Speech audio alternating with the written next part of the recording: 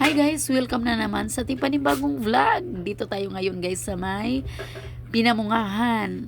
Dito sa may wave pool sa may Pinamungahan. So tara guys, kasi tapos na ako nag-shower. So doon na tayo sa may pool. Mag-ano na tayo guys, swimming kahit di tayo marunong lumangoy.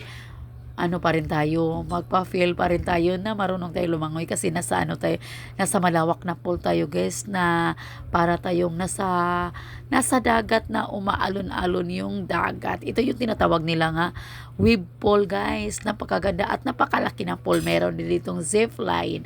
At alam nyo ba guys kung magkano lang ang entrance nito? Only 150 lang. Tapos yung pagkain, yung dalhin natin, meron siyang core kids. Pero alam mo, mas mura din yung core kids nila. 50 pesos lang yung core kids nila dito. Tapos, napakaganda na ng pool dito. Napakalaki. Tapos, makalanghap ka pa ng presko na hangin. Tapos, kung gusto mo pang doon sa itaas guys, marami pang pool doon sa itaas. At kung gusto mong dito overnight, meron din sila mga room dito. Napakaganda talaga dito sa may wave pool, sa may Pinamungahan, sa may Hidden Valley guys. Makaano ka talaga dito, makarelax ka talaga at makalanghap ka ng press na hangin dito.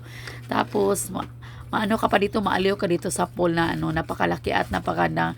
Makaano ka talaga, ano ka talaga sa alon dito.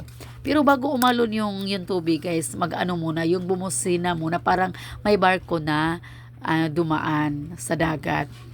Okay guys, hanggang dito lang ating video guys. And don't forget to like, share, and subscribe sa aking mga video guys para updated ka sa sunod ko pang mga video. Bye bye!